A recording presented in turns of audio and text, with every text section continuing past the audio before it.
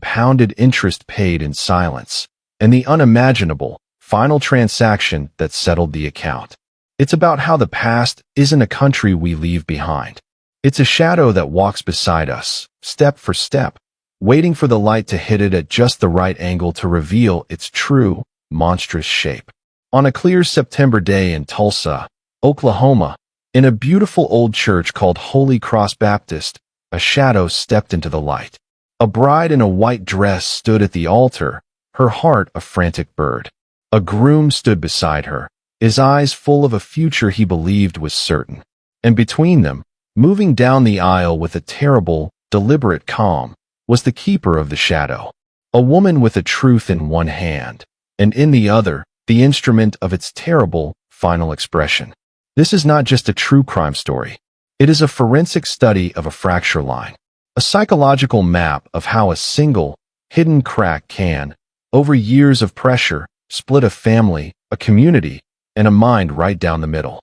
This is the story of Kira LeJoie, Darius Collins, and Evelyn Collins. And it begins, as all tragedies do, not with a bang, but with a quiet, internal corrosion. Let's start with the dream. Because to understand the nightmare, you must first see the beautiful, intricate blueprint that was supposed to be the rest of her life. Kira LeJoie woke up in her childhood bed long before dawn on September 23rd. It was not the gentle awakening of a fairy tale. It was a sudden, visceral jolt into consciousness, as if some deep, internal alarm had sounded.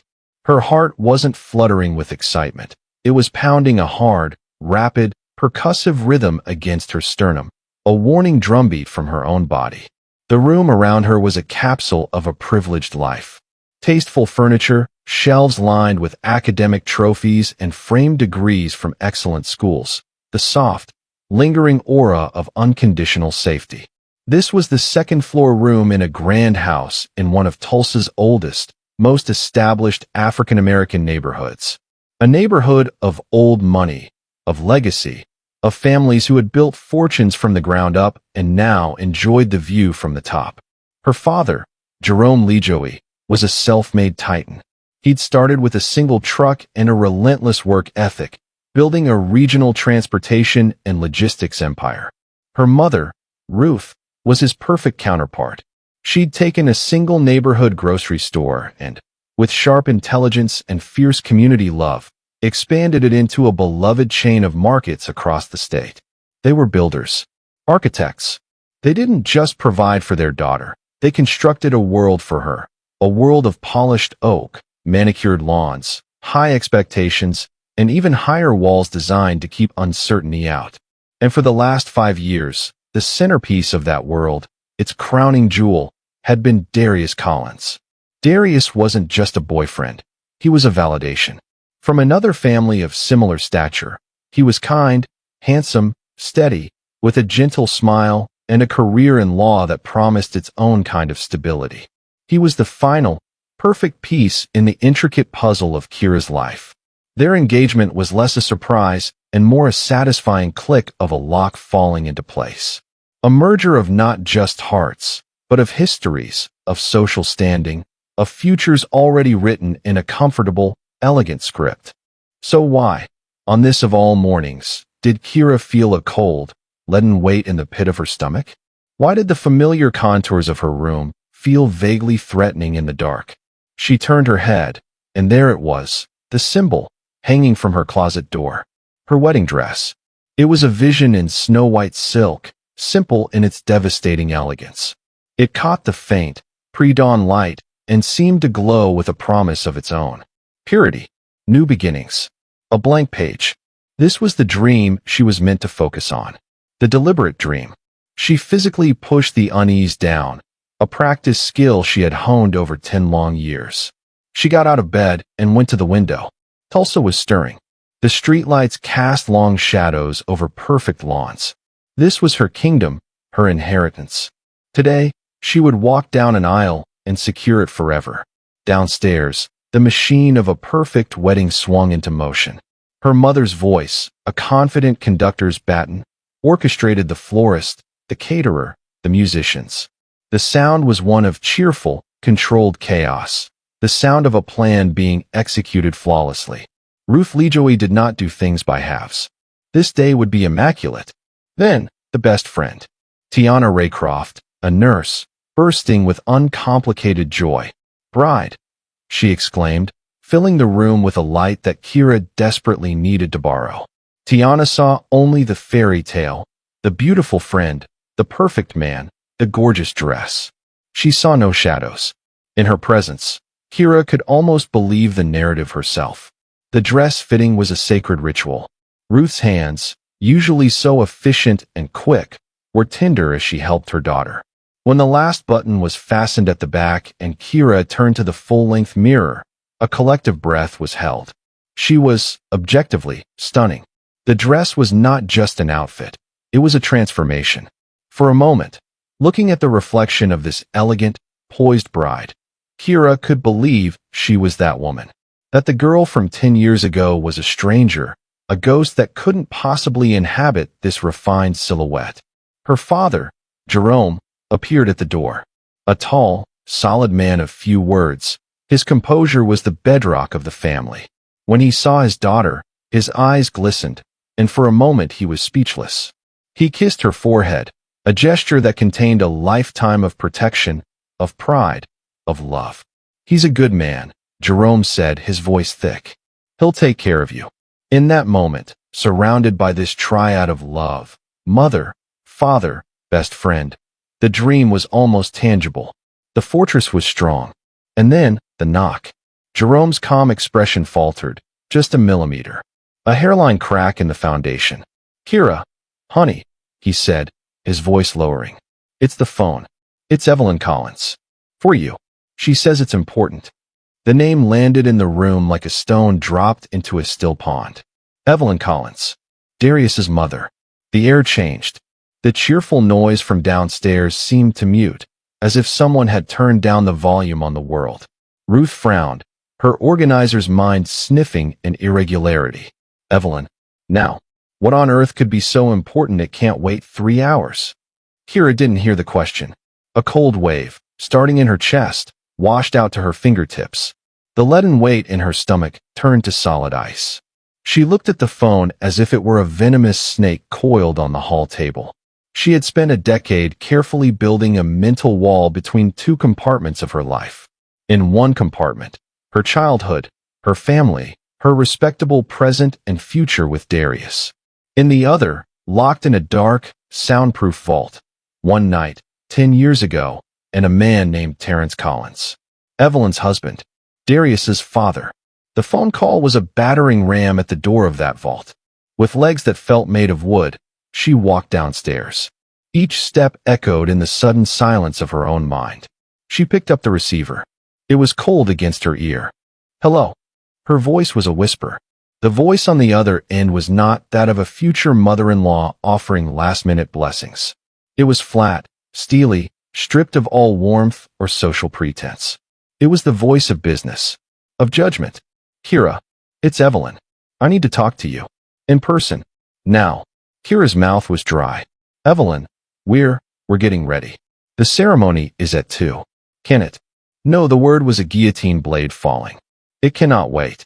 This concerns my son. It concerns tomorrow. I will be there in 15 minutes. The line went dead with a final, metallic click. Kira stood frozen, the dial tone humming a dull, monotonous dirge in her ear. She slowly placed the receiver back in its cradle. The cheerful wedding preparations around her now seemed like a grotesque pantomime. The flowers, the lace, the laughter, all of it was just set dressing for a play that had just been radically, violently rewritten. Evelyn Collins was not coming to offer a toast. She was coming to deliver a subpoena. The blueprint for the perfect day, so carefully drawn by her parents, was still spread on the table. But Evelyn, armed with a truth from the past, had just entered the room.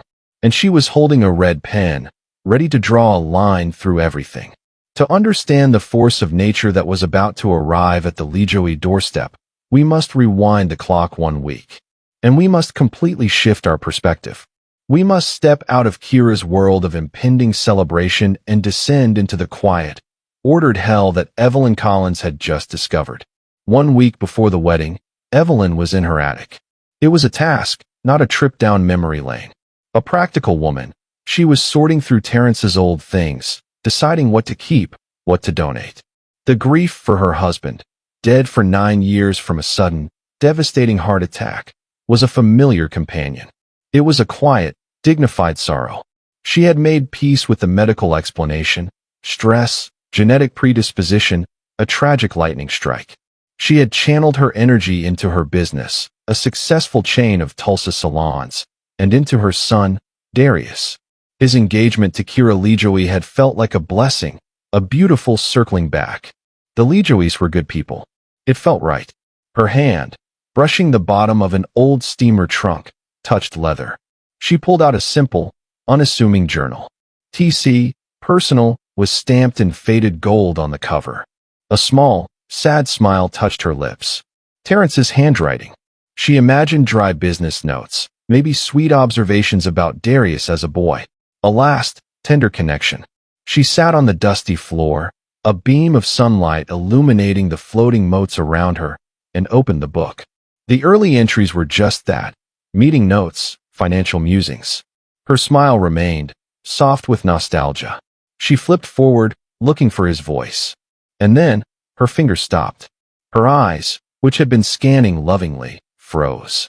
The smile didn't fade so much as it solidified, becoming a rictus grin painted on a face that was suddenly turning to stone.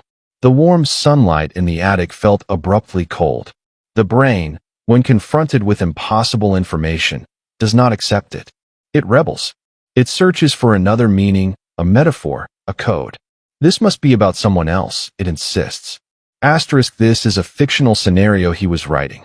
A dream. Asterisk. Evelyn read the line again. And again. The words did not change. They did not soften. They hardened, crystallizing into a truth so sharp it felt like a physical puncture. The entry was dated over a decade ago. It mentioned a charity gala. And it mentioned a laugh. Her laugh. Kira lThe's laugh. A cold nausea, entirely separate from emotion, rose from her gut. Her breath hitched, just once, a tiny mechanical failure. The journal trembled minutely in her suddenly bloodless hands. She turned the page. Then another. The entries were not frequent. They were not the boasts of a conquering philanderer. They were the desperate, stained confessions of a man in a private hell. They were clinical in their detail and apocalyptic in their self-loathing. A hotel room. Too much wine. A catastrophic, selfish lapse. The word mistake, repeated like a funeral bell. He wrote of the morning after, the crushing shame. He wrote of looking at his wife, Evelyn, and feeling like a monster. He wrote of the weight, a constant, physical pressure on his chest that never went away. He wrote about his son, Darius, and how every glance at the boy's trusting face was a fresh turn of the knife. Evelyn read with a terrifying, dispassionate clarity. She was no longer a widow in an attic. She was a forensic analyst at the scene of her own life's destruction. Each sentence was a piece of evidence, recontextualizing 1,000 past moments. The stress that was blamed for his heart attack, it had a name. It had a face. It was not the stress of business deals. It was the stress of carrying a rotting secret. The guilt of betraying the woman he swore to love, with a girl from their own social circle, a girl he had watched grow up. Her husband did not simply die of a heart condition. In her newly rewritten history, he died, in part, of a broken conscience. He was poisoned by his own shame, and Kira lThe was the source of the toxin. She closed the journal with a soft, definitive snap. The sound was deafening in the silent attic. She placed it neatly on the floor beside her, as if it were a live explosive. She stood up, her movements precise and robotic. Then, the wave hit. She stumbled, grabbing a rough wooden beam for support. She did not cry. She bent over, her body convulsing in a series of dry, ragged heaves, as if trying to expel the truth physically from her system. When it passed, she was empty. The quiet, manageable room of her grief had been vaporized. In its place was a howling, chaotic void, filled with the screeching feedback of a lie she had lived for 9 years. She descended from the attic, the journal clutched to her chest like a sacred, cursed relic. She walked through her beautiful, meticulously kept home. The art on the walls, the furniture they'd chosen together, the photographs of happy times. All of it was now a museum exhibit in a life that had never truly existed. It was a stage set, and she had been the only actor who didn't know her lines were false. For hours, she sat in Terrence's favorite armchair. She did not move. She was reconstructing the timeline, inserting this horrific new data into every memory. The times he was distant, the headaches he blamed on work, the way he sometimes looked at her with an unfathomable sadness she had mistaken for love. It was guilt. It was all guilt.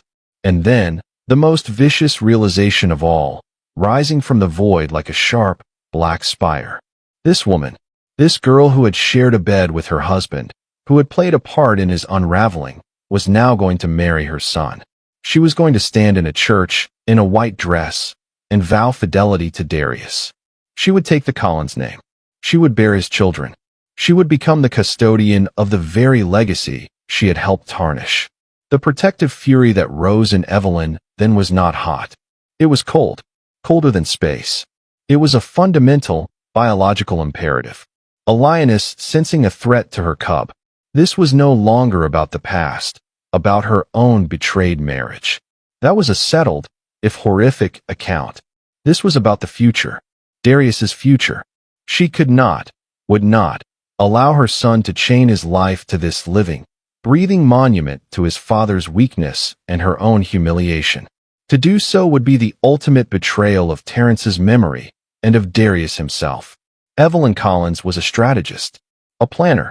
She had built a business empire by identifying problems and eliminating them with efficiency.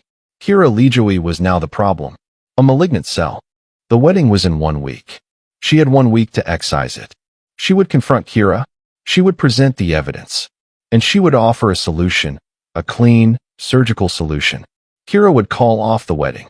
She would vanish from their lives. It was a merciful option in Evelyn's calculus.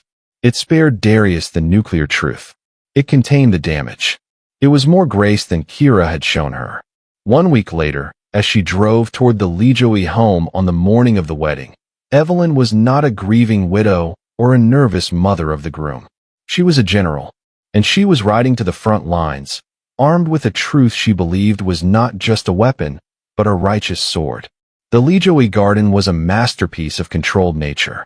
Neat flower beds, sculpted hedges, a charming gazebo in the far corner, a testament to Ruth LeJoie's talent for creating perfect, serene environments. It was here, amid the scent of roses and the soft chirping of birds, that the war would have its first, quiet battle. Kira waited in the gazebo, wrapped in a silken robe over her pajamas. She felt absurd, exposed. The wedding dress hanging upstairs in her room now seemed like a costume for a play she might not get to perform. Every second stretched into an eternity. Then, Evelyn appeared. She moved down the garden path not with haste, but with a chilling, deliberate purpose. She wore a crisp, dark blue suit, her hair perfectly coiffed. She looked less like a wedding guest and more like a corporate executive arriving for a hostile takeover. She did not offer a greeting. She stepped into the shade of the gazebo and delivered her opening line like a statement of fact. I found a diary. Terrence's diary. The words were simple. Their effect was not. Kira did not gasp. She did not protest. She simply stopped.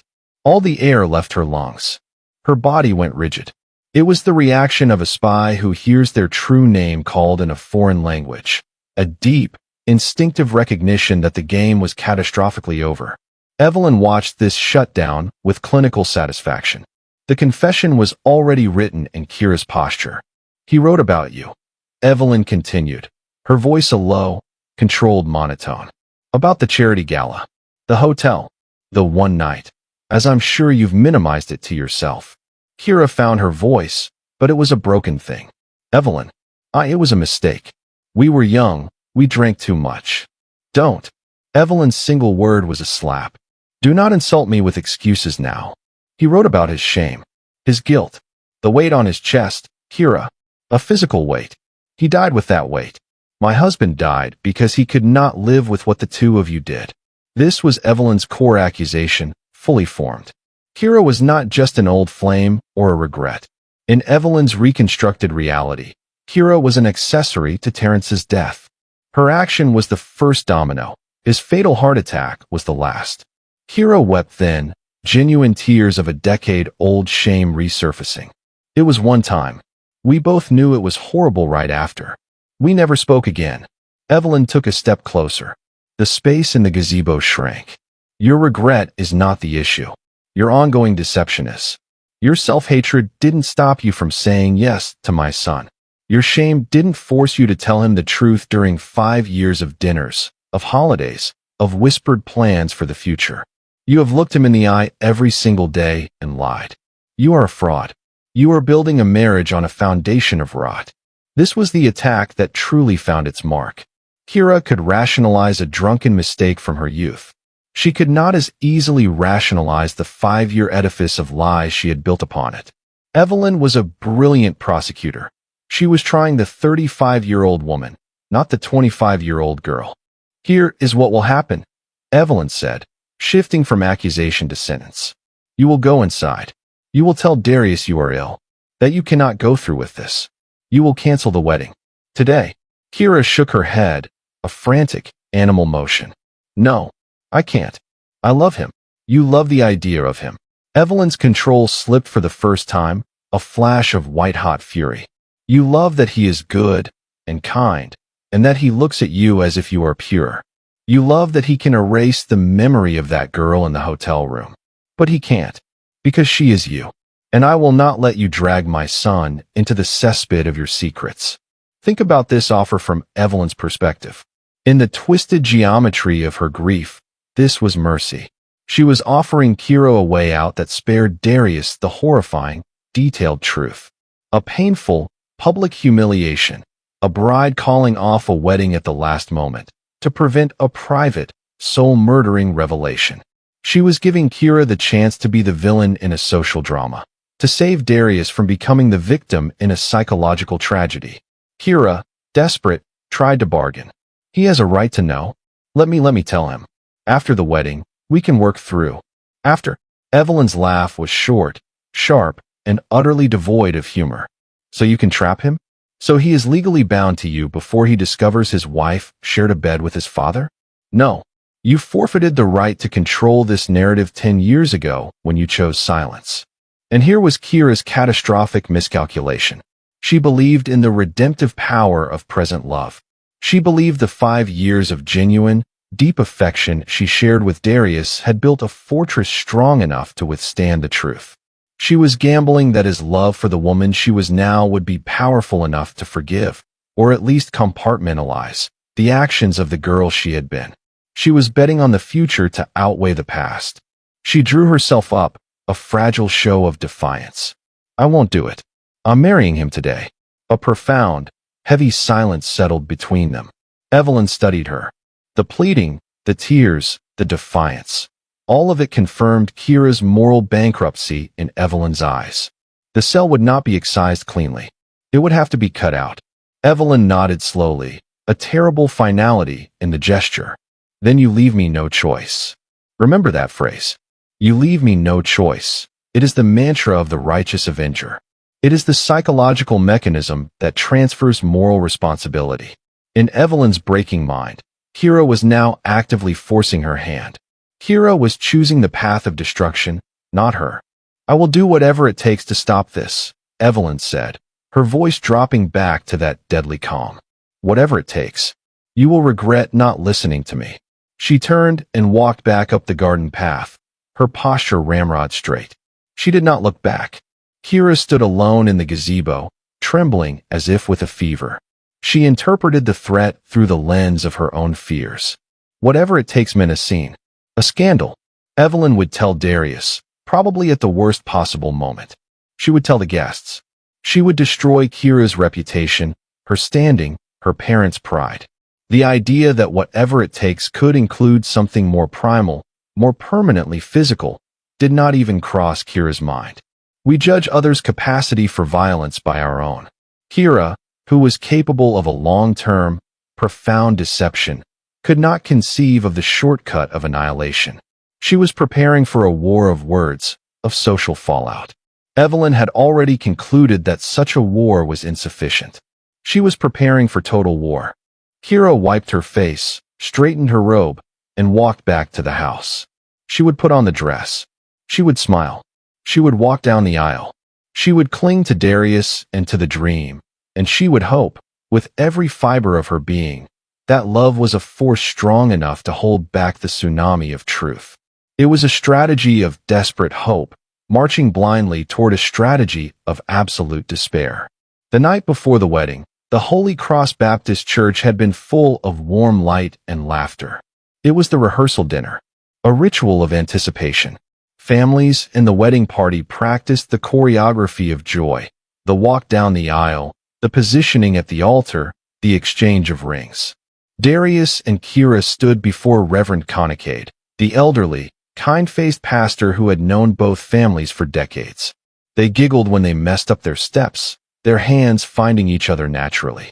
Darius's love was a visible, tangible thing, a light in his eyes when he looked at her.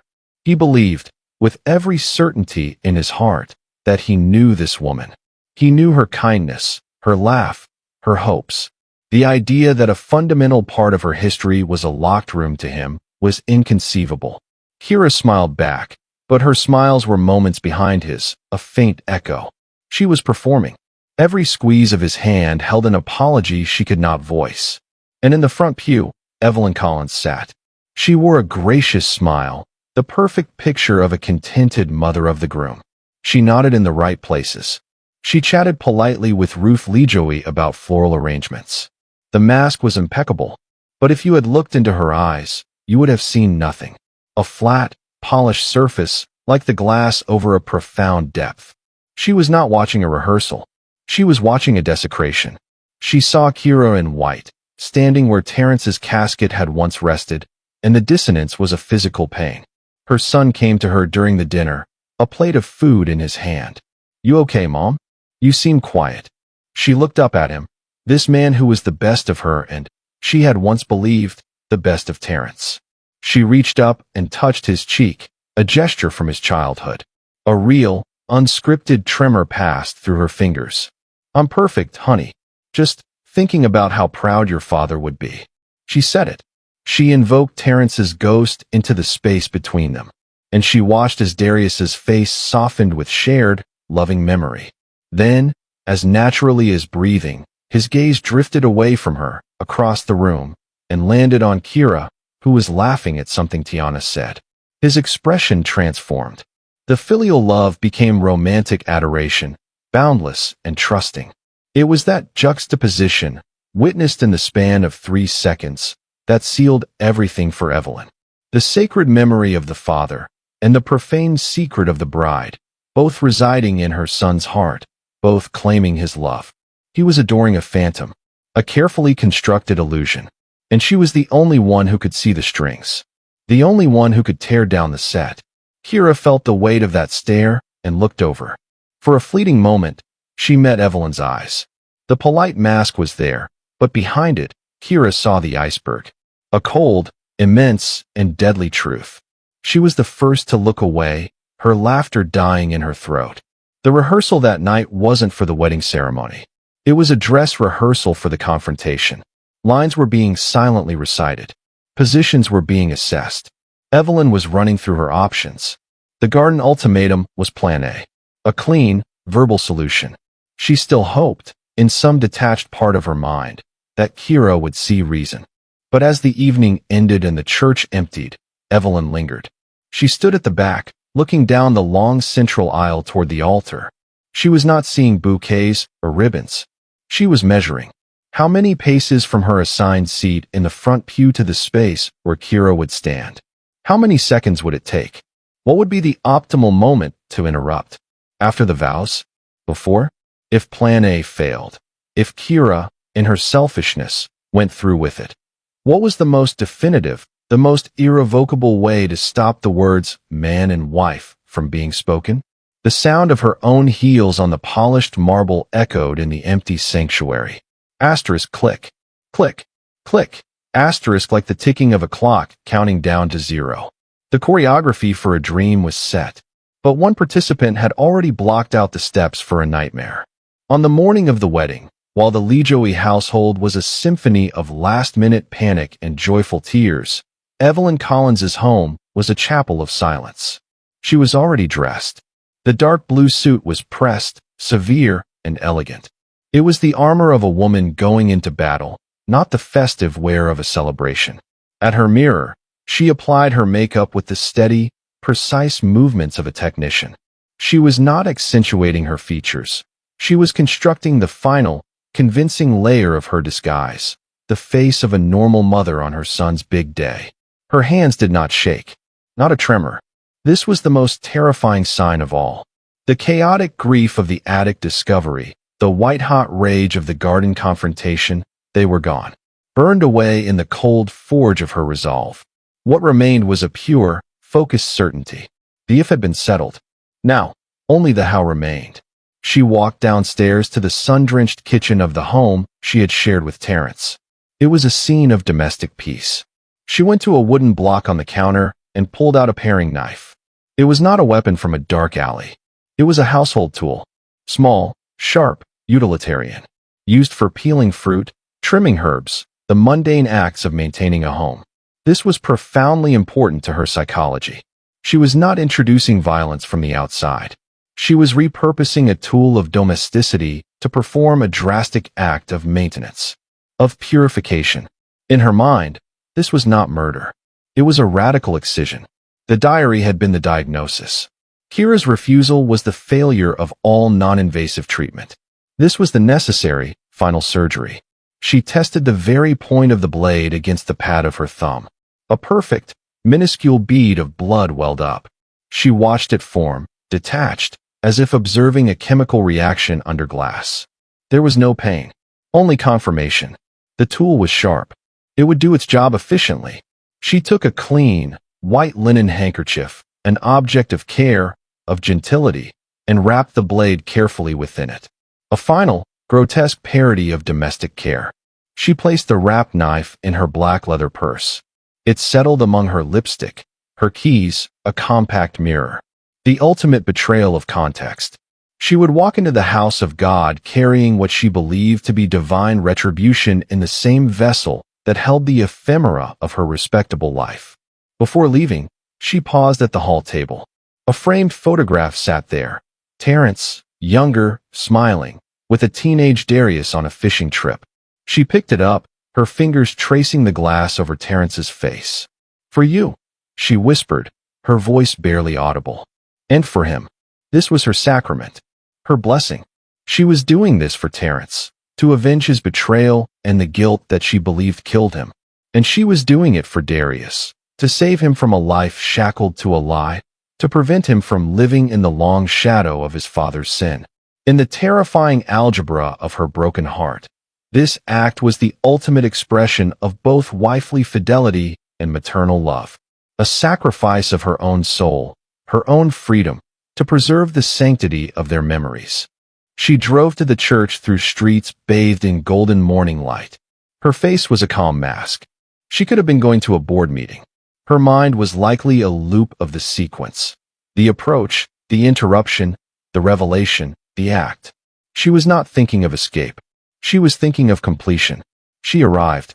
She saw the crowd of elegant guests, the laughter, the limousine. And then she saw her. lThe, standing at the base of the church steps, resplendent in her wedding dress. The sun hit the white silk and made her seem to glow, an angelic vision. To Evelyn, it was the most offensive sight imaginable. That white dress, the universal symbol of innocence, of a fresh start. On Kira, it was a flag of triumph waved over the grave of her marriage. It was a lie woven into fabric, a mockery of everything Evelyn held sacred. It wasn't just a dress. It was a provocation, a declaration that the past could be buried under lace and silk. Any last, faint whisper of doubt was silenced by that vision. The sentence was not just deserved, it was demanded. Evelyn got out of her car. She smoothed her dark blue suit. She picked up her purse, feeling the new, purposeful weight within it. She looked up the stone steps of Holy Cross Baptist Church, toward the open doors. And she began to climb. Inside the church, the atmosphere was not one of joyful anticipation, but of a held breath. The guests from the steps had filed in, carrying with them the electric tension of Evelyn's public accusation. They sat on the polished wooden pews, dressed in their finest, but their finery felt like a disguise. They smiled nervously, whispered behind their hands, their eyes darting toward the closed doors and the front pew where Evelyn would sit. The organist played a soft, tentative prelude. The music, meant to soothe, only heightened the sense of unease. It was the soundtrack to a collective anxiety. At the altar, Kira and Darius stood side by side. They held hands, but the connection was a frail thing. Darius's grip was firm, almost too tight. The grip of a man trying to anchor himself to something solid in a shifting world. He kept leaning in, whispering to her, "It's okay. We'll get through this. Just breathe." He was trying to be her rock, misinterpreting her petrified silence as standard bridal, nerves magnified by his mother's bizarre outburst. Kira's hand in his was limp, cold. She was not present. She was a statue in a white dress, her mind screaming in a silent loop. She could feel Evelyn's presence in the church even before she saw her enter. It was a cold spot in the room, a magnetic pull of dread. Ruth and Jerome sat in the front left pew. Ruth clutched a handkerchief, not for happy tears, but to stem the ones of fear and confusion. She kept shooting glances at the empty seat across the aisle, where Evelyn would sit. Jerome had his arm around his wife, his face set in a grim, stoic line. The builder was powerless. The storm was inside the walls. Tiana, the maid of honor, stood slightly behind Kira. Her face, usually so bright, was pale with worry. She sent silent waves of support to her friend's rigid back, but she was a nurse. She could see the pallor, the slight tremble, the signs of shock setting in. The great oak doors at the back of the church opened one last time. A slice of sunlight cut into the dim, colored light of the stained glass. And Evelyn walked in. She moved slowly, with that same terrifying deliberateness. She did not look at the guests. She did not look at her son. Her eyes were fixed straight ahead, on the back of the white dress at the altar. She walked down the side aisle, not the center, a dark blue shadow skirting the edge of the ceremony. She sat in the front right pew, alone. The entire bench was empty around her, as if she were radiating a field that repelled normal human contact. She placed her black purse neatly on the pew beside her, within easy reach. Reverend Connicade, an elderly man who had shepherded this congregation through decades of baptisms, weddings, and funerals, cleared his throat. He looked pale, unsettled. The scene on the steps had not escaped him. He began the ceremony, his rich, sonorous voice echoing through the vaulted space. But the usual warmth was strained. "Dearly beloved, we are gathered here today." The traditional words unfolded, but each one landed with a sickening new weight. To join this man and this woman in holy matrimony. Holy. The thought seemed to hang in the air. Which is an honorable estate. Honorable? Asterisk, into which these two persons present now come to be joined. Asterisk. Kira heard none of it. She was trapped in a tunnel of pure fear, the priest's voice a distant murmur. All she could feel was the heat of Evelyn's gaze burning into the back of her neck. The ritual proceeded. The readings. The prayers. A passage about love from Corinthians. Love is patient. Love is kind. It does not envy. It does not boast. It is not proud. The irony was a bitter taste in every mouth that knew the secret. Then, the vows. The priest turned to Darius. "Darius, will you have this woman to be your wife? Will you love her, comfort her, honor and keep her, in sickness and in health, and, forsaking all others, be faithful to her as long as you both shall live?" Darius took a deep, steadying breath. He turned fully to Kira, trying to catch her downcast eyes. He wanted her to see the certainty in his. His voice, when it came, was strong, clear, and filled with a desperate conviction. "I will." The priest turned. "Kira, will you have this man to be your husband? Will you love him, comfort him, honor and keep him, in sickness and in health, and, forsaking all others, be faithful to him as long as you both shall live?" A silence stretched. Kira's lips parted, but no sound emerged. She was looking at Darius, but seeing the diary, the garden, the cold fury in Evelyn's eyes. "Kira," the priest prompted gently, a note of concern sharpening his tone. She jerked, as if waking from a trance. I will." The words were a ghost of a sound, swallowed by the vast space. The priest, visibly relieved, gave a small nod. He raised his hands slightly, preparing for the final, formal challenge, a piece of liturgical archaism that was almost always a formality. "Therefore, if any person can show any just cause why they may not be lawfully joined together, let them speak now, or forever hold their peace." The silence this time was absolute, profound. It was a thick, suffocating blanket that smothered the church.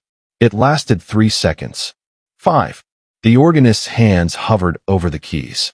Darius closed his eyes, praying for the moment to pass. From the front right pew came the sound of fabric rustling. A quiet, deliberate movement. Evelyn Collins stood up. All eyes snapped to her. She was not emotional. She was not hysterical. She was calm, poised, a judge rising to deliver a verdict. "I object." Her voice was not a shout. It was a clear, cold, declarative statement that pierced the silence like a shard of ice. Darius's eyes flew open. A low groan of anguish escaped him. "Mom, no. Not here. Please, God, not here." But Evelyn was already stepping out into the center aisle. She walked toward the altar, her heels clicking a slow, measured beat on the marble. She held the attention of the entire room, a dark planet pulling all orbits into her sway. She stopped a few feet from the altar steps and turned to face the congregation. She was not addressing her son. She was addressing the jury of their peers. "This wedding cannot take place," she announced, her voice resonating in the holy space. "This woman," she continued, turning and pointing a steady, accusatory finger directly at Kira, "is a liar. She is a betrayer. 10 years ago, she slept with my husband, with Terrence Collins." A collective, gasped inhalation swept through the pews. A woman muffled a scream with her hand. Men sat forward, stunned. Darius shook his head, a frantic denial. "Stop it. That's insane. Dad would never." Evelyn cut him off, finally turning her glacial gaze upon him. "I have his diary, Darius. Page after page of his guilt. His shame. She destroyed him, and she has been lying to you every single day since. The diary. The physical proof. She made it real for everyone." Darius recoiled as if physically struck. The color drained from his face. He turned, slowly, agonizingly, to look at Kira. His eyes were wells of pain and a desperate, fading hope. "Kira," his voice broke. "Tell me she's crazy. Tell me." This was the moment. The crucible. All eyes were on Kira's face. Her makeup was streaked with earlier tears. Her breath came in short, ragged hitches. She looked at Darius, at the man she loved, and she saw his world crumbling in front of her. She opened her mouth. She tried to form the word no, to summon the lie one last time. But the weight of the truth, of Evelyn's pitiless gaze, of the 50 pairs of witnessing eyes, was too great. The dam broke not in words, but in a silent, crushing admission. Her shoulders slumped. She looked down at the floor, fresh tears falling. She said nothing. Her silence was more devastating than any confession. Evelyn saw it. A terrible, triumphant light flickered in her eyes. "See," she said, her voice rising with vindication. "She cannot deny it. She defiled my marriage. She contributed to my husband's death. And now she seeks to defile my son's life." The public shaming was complete. The verdict had been rendered aloud. In Evelyn's mind, Phase 1, the revelation, was over. The truth was out. Now, Phase 2, the restoration of order. The sentence. As Darius stood shattered, turning helplessly between his mother and his bride, Evelyn's hand moved. It was not a dramatic flourish. It was a practical, efficient motion. She reached into her open purse on the pew, and her hand emerged. The white linen handkerchief fell away, fluttering to the floor. In her hand, the small, sharp paring knife caught a beam of colored light from a stained glass window. It winked, a tiny, malevolent star. A woman in the third row saw it. Her scream was pure, unadulterated terror. She has a knife. Chaos, held at bay by shock, erupted. Benches scraped. People stood. But it was a slow-motion chaos, hindered by disbelief, by the sheer surreal horror of it. Evelyn didn't run. She took the last few steps to the altar with that same dreadful calm. She was not attacking a person. She was carrying out a decree. She reached Kira, who stood frozen, a statue of doomed grace. Evelyn grabbed her by the shoulder, spun her slightly. For a fraction of a second, their eyes met. Kira's were wide with the final, understanding horror. Evelyn's were empty, resolved. "You were warned," Evelyn whispered, the words meant for Kira alone. And then, her arm drew back and thrust forward. There are some moments too brutal for slow dissection. Some acts that exist in a realm beyond psychology, in the raw, physical domain of consequence. Let us not dwell on the mechanics of violence. Let us, instead, witness the shockwave. The sound was wrong. Not a cinematic clash, but a soft, terrible, wet thud, horribly intimate. Then a second, and a third. The screams in the church transformed from shock to primal horror. On Darius's face, time shattered. His expression did not move through stages of grief. It simply broke. The confusion, the pain, the love, all of it was wiped clean, replaced by a blank, utter incomprehension. His brain could not process the data stream. Asterisk mother. Knife. Kira. Red. So much red on white. Asterisk he did not move. He was a man watching his own life explode from the inside, in total silence. Ruth Lejoie's reaction was not a mother's, but a creature's. A raw, guttural sound tore from her throat, a sound before language, born of the deepest biological wiring. She launched herself forward, but Jerome, his own face a mask of shattered agony, wrapped his arms around her with superhuman strength. It was not to restrain her grief, but to save her life, to keep her from the blade, from the vision of her daughter falling. He held her as she fought, her screams muffled against his chest, his own body shaking with silent, seismic sobs. Tiana, the nurse, took 2 instinctive steps forward before her training short-circuited. Her eyes, trained to assess trauma in milliseconds, took in the pattern, the location, the sheer volume. The friend in her wanted to scream, to rush to Kira's side. The professional in her knew, with a cold, clinical certainty, that it was already over. Her hands flew to her mouth, and she sank to her knees on the altar step, a silent sob racking her body. Kira did not cry out. There was a gasp, a small, surprised exhalation. Then her legs buckled. She fell not in a heap, but slowly, gracefully, like a ballet dancer finishing a final, tragic pose. She slid to her knees, then curled onto her side on the cold marble of the altar floor. The brilliant white of her dress was now a canvas for a rapidly spreading, shocking crimson Rorschach blot.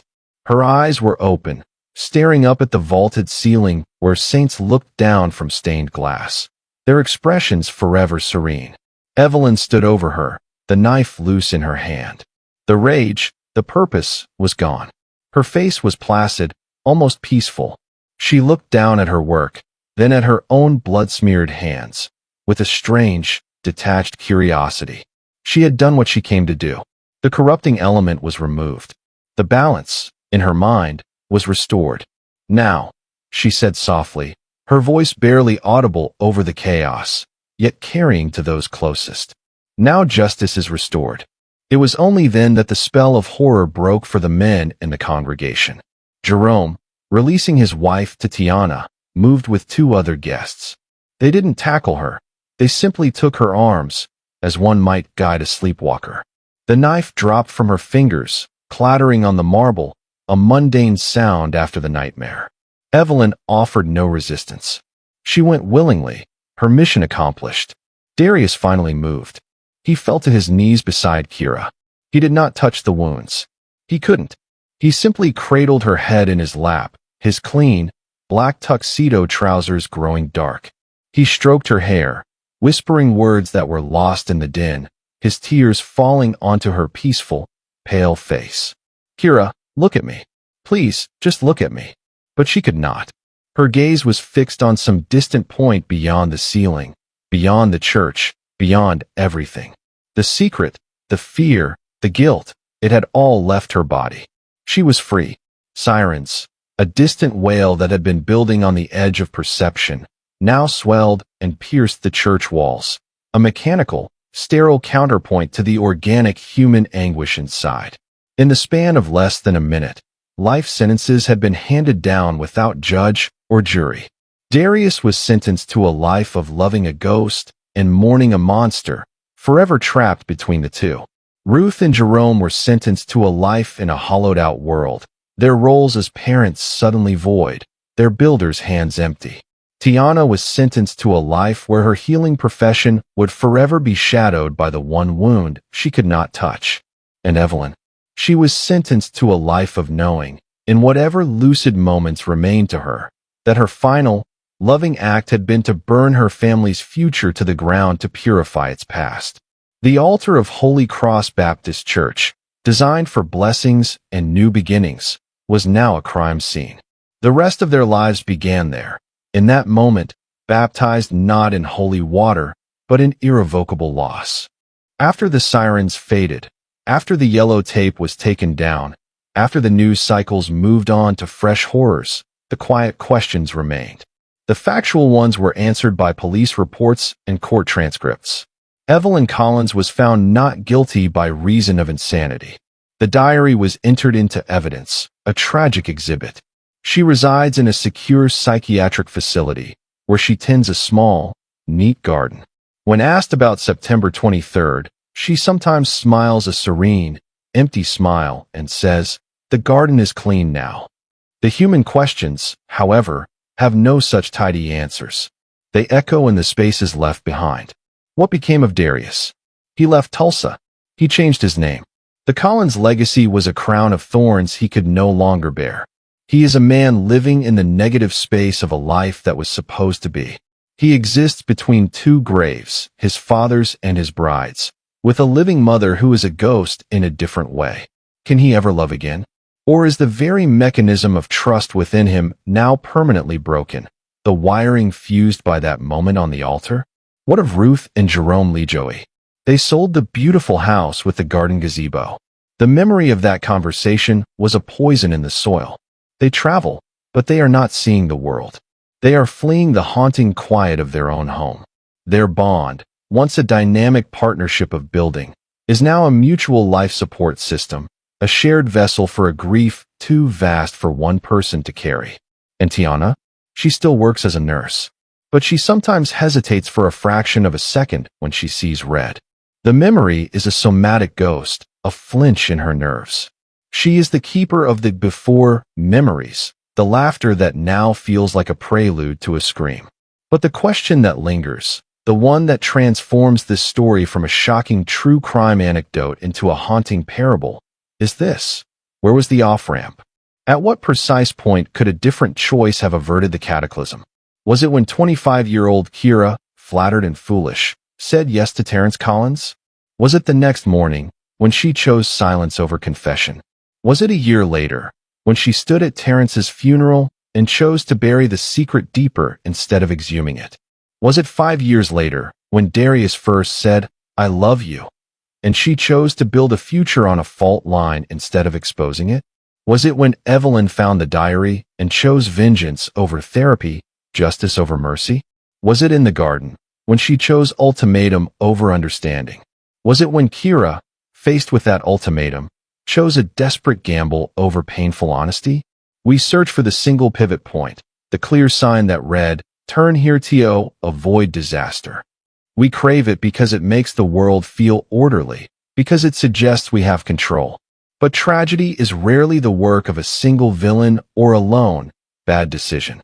It is more often the product of a cascade, a series of small, understandable, even relatable choices made out of shame, out of love, out of protection, out of fear, that align, one after another, like tumblers in a lock, until the mechanism clicks and the door to hell swings open. A secret kept out of shame, a grief twisted by betrayal, a love so fiercely protective it becomes destructively possessive. each justified in its own moment, each a logical step from the one before.